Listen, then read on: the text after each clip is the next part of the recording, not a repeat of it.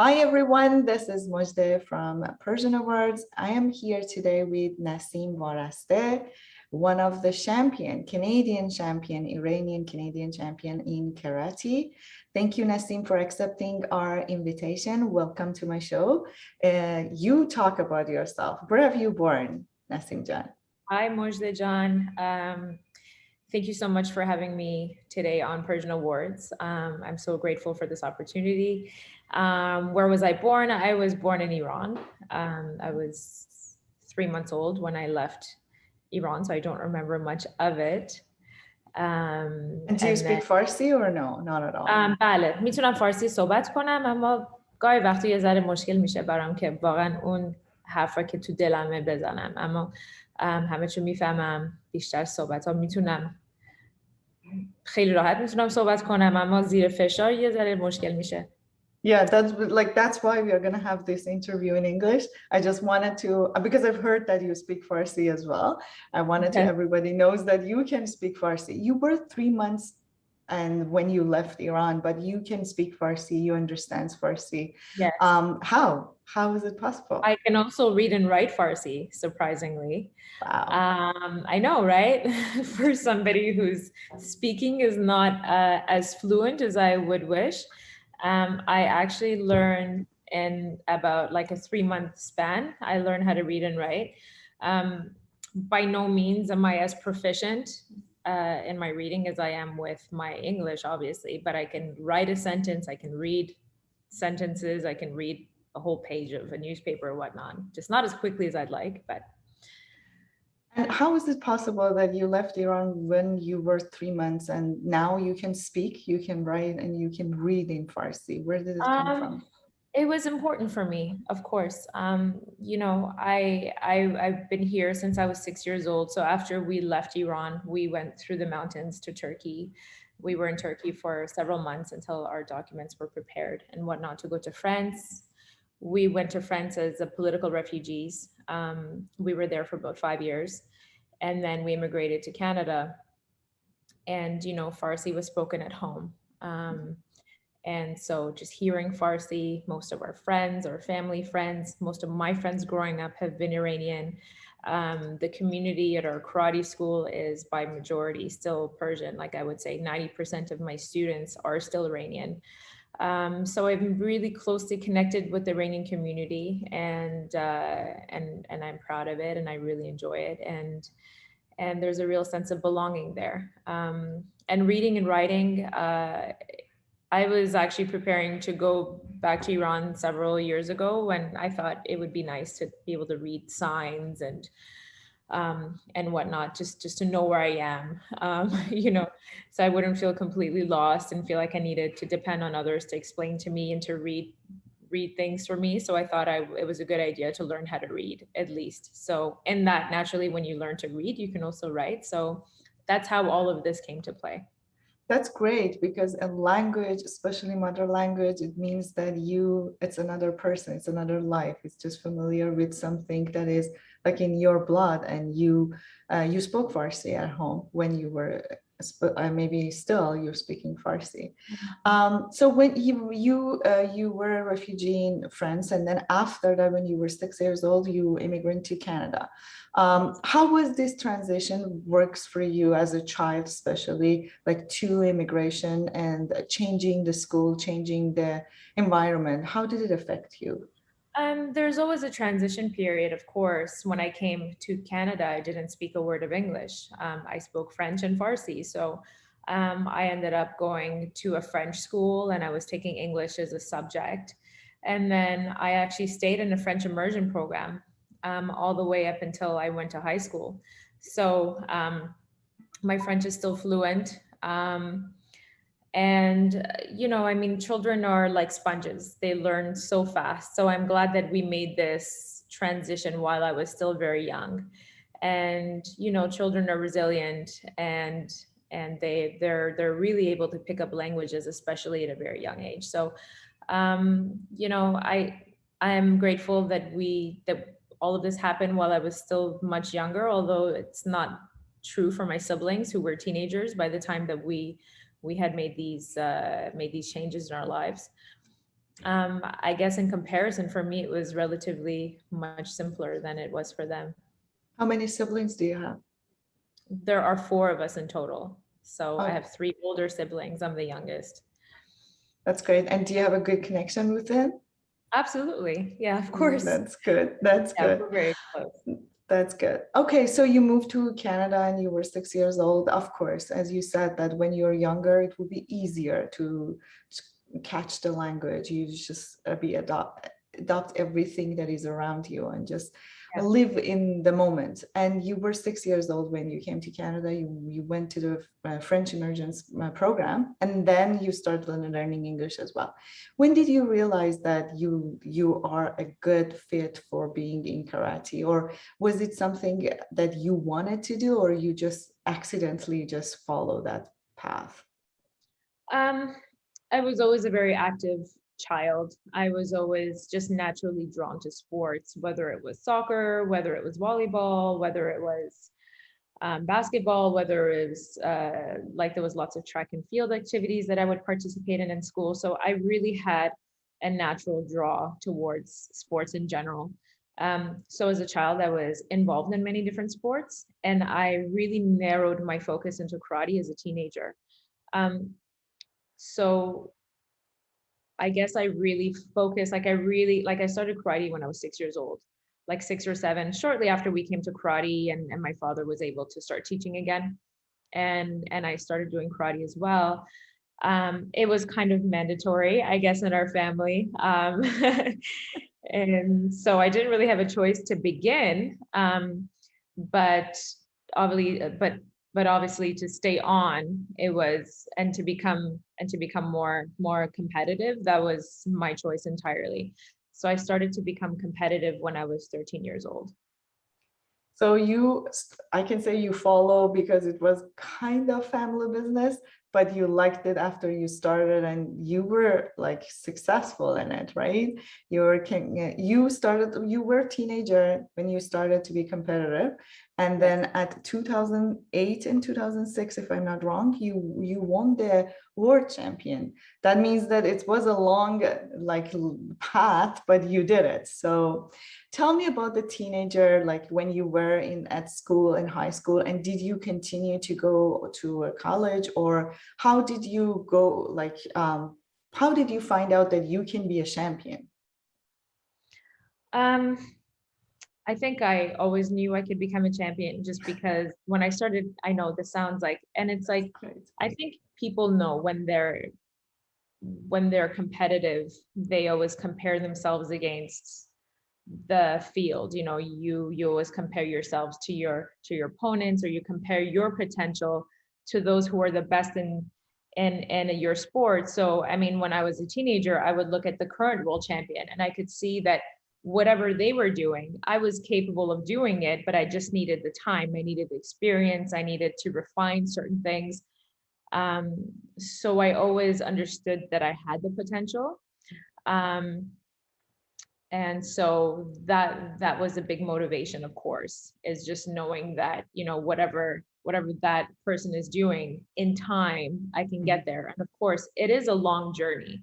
You know, we just recently had the Olympics in Tokyo, and you know, all the athletes, from swimming to track and field to the martial arts to gymnastics, like some of these athletes start, like even in tennis, like they're starting when they're 4 or 5 years old, you know, but people only see them when they're in the US Open, when they're at the Olympics, when they're really at a big stage. But it all starts much sooner than that, you know, like this journey of excellence really starts in the childhood years. In any case, so I was able to pursue my competitive endeavors. I obviously completed high school. I went on to study psychology at York University, and that's that. Was it helpful that you had like psychology was your field? Was it like helpful, or did it connect it to your field being champion as well, or did you just choose to be a psychologist? So I studied psychology as my major and business as a minor. Oh, okay.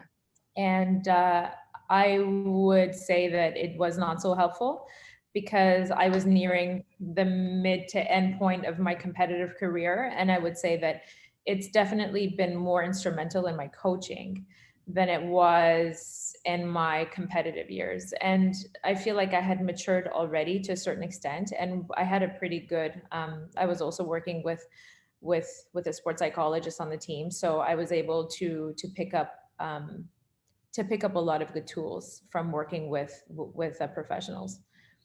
That's great. It's so nice that you are sharing with everyone that you knew that you're going to be champion, because when you look at all of those people that they were successful and they were like champion, you knew that you have all of the capability and you have everything in you that you can be them as well. So that's really good and great. So young generation, when they hear that, they have that kind of like, oh, I can do it as well. But Nasim Jan, it comes like it, as you said, it's a long journey.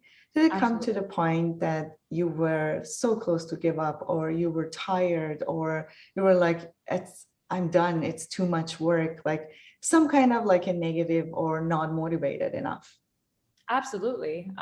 Many times and several times along this journey, it's never a straight path. You know, it's a winding road, and there's many ups and downs, and you don't know it in the moment, but some of those downs and some of those points where you feel like you're stuck, you're not improving, like you're exhausted, those are the points that you often come back from a much stronger person, you know more.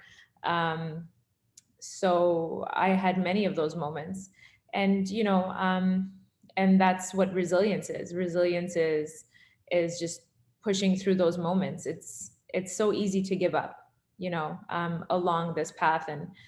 And over the course of my competitive career, I had so many reasons, I had so many excuses. Like if I wanted to, I had so many moments where I could have stepped out, but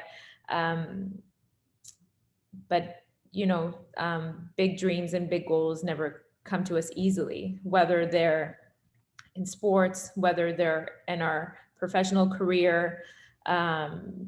It's often a long and winding journey that requires us to be robust. So being successful is hard. It's not that like the easiest part is just give up, right? That's what you said. Absolutely. Yeah.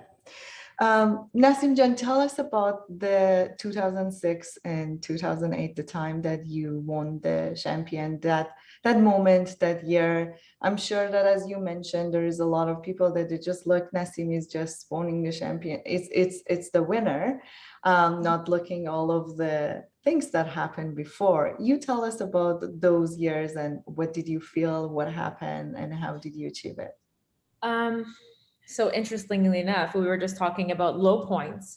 In 2004 and 2005 were some of my worst competitive results. I feel like before that I had achieved a certain amount of success, and it came, I don't want to say easily because I was working hard, but I was able to achieve results.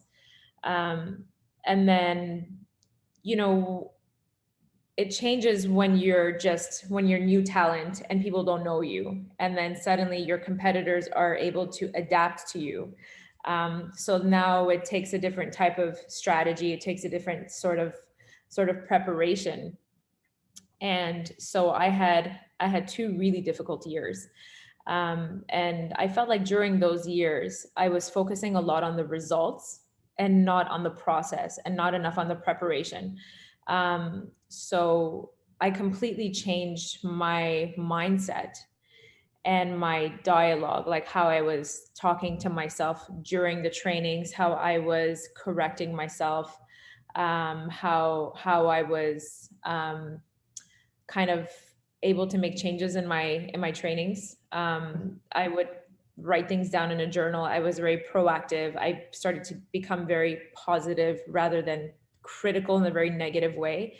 In any case, I made a lot of changes that led me to have those very good results in 2006 and 2008. And to be completely honest with you, when I went to the World Championships in 2006, I wasn't focused on the result.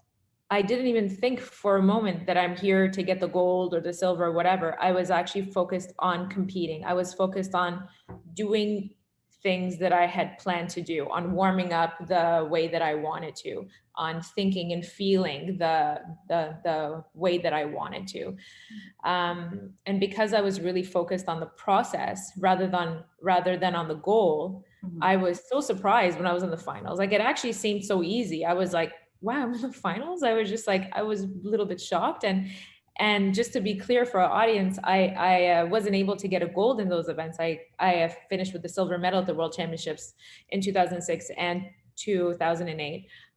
But, you know, I mean, it's the best result still, Richie, that's been achieved in my sport.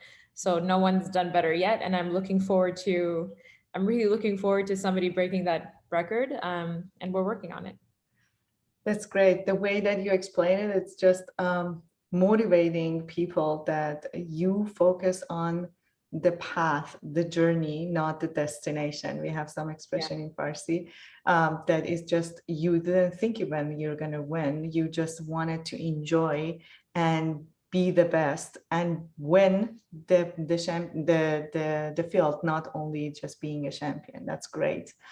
Nasim, what are you doing now after those, like you achieved a lot now, and now what are you doing now to just share this experience? Do you have any kind of like I think you do, but if you can, you share it with audience that what are you doing now? So now I'm still the head coach of the national team, for the senior national team. I've been the head coach for about 6 years now, 6 years. We just finished the Olympics, and it was nice to have a little bit of downtime after that, especially since there was a lot of qualification events and just a lot of pressure on the athletes, on the coaching staff, on everybody over really the last like 4 years. I have a karate school in Toronto, in Thornhill. I'm really focusing on that right now, on just developing the children's program, on developing the adults program, on the youth program. So things are going really, really well. And, you know, because of COVID, we were closed for several months and stuff like that. So it's really nice to be able to be present right now. And I have 2 kids, age 10 and 11. And of course, now they're busy with their activities with school and sports after school and math after school and arts and whatnot. So I really feel sometimes that I'm wearing multiple hats and I'm juggling and doing so many things, but this is how I like things. I like to have my hands full. I like a busy schedule. I like to be still progressing and moving forward as an individual, as a mother, and a business owner. So it could be challenging to wear multiple hats and to be multitasking, but I really wouldn't have it any other way. You have 2 kids that they are in sport as well. Are they following your path or just another field? So I think children, when they're at a young age, they should be introduced to a broad range of sports. So my kids have both done tennis, soccer, karate, basketball. So just to get exposed to different skills and to acquire different skills that can be later transferred to many different sports. And then I feel like my daughter is leaning more towards tennis right now. So she's actually in a high performance tennis program, and my son really enjoys soccer, although they're both doing karate still because it's mandatory in our family.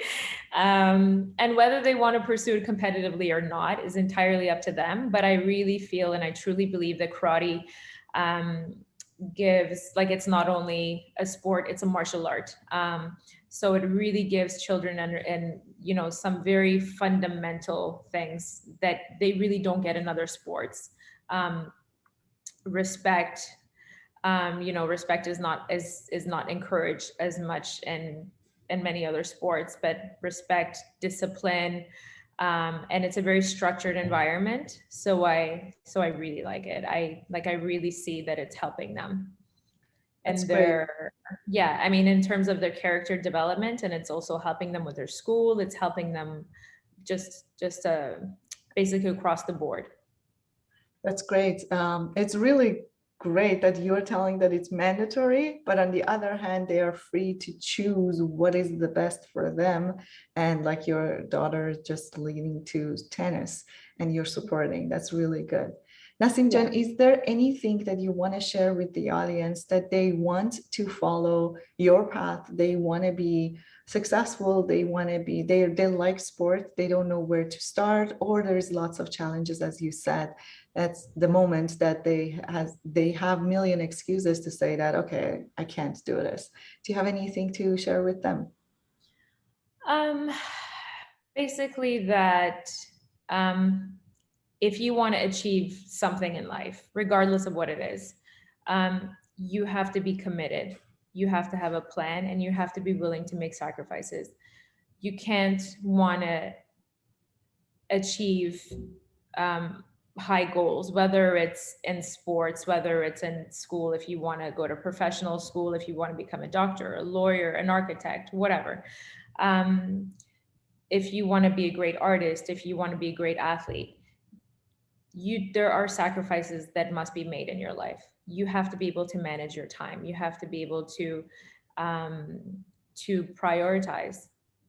So you can't, you know, have the social life that you may want to have, yet at the same time, be able to excel to the extent that we want to.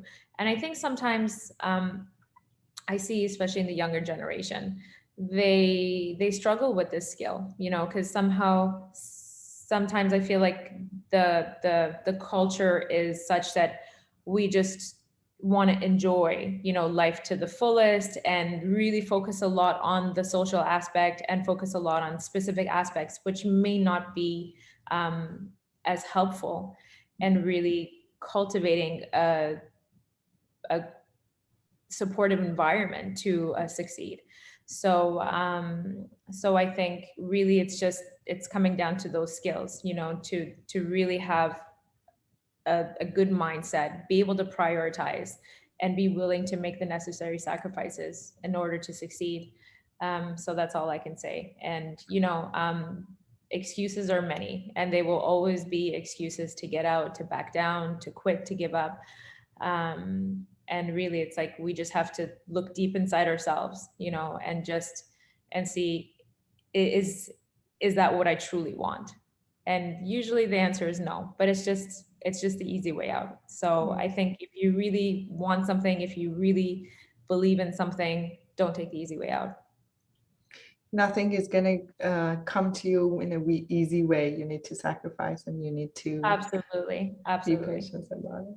Thank you so much, Nasim Jan, for joining and accepting our invitation. With Nasim Varasteh from Toronto, this is Mojdeh from Persian Awards. I say goodbye to all of the audience and whoever is watching us. Thank you. Bye-bye.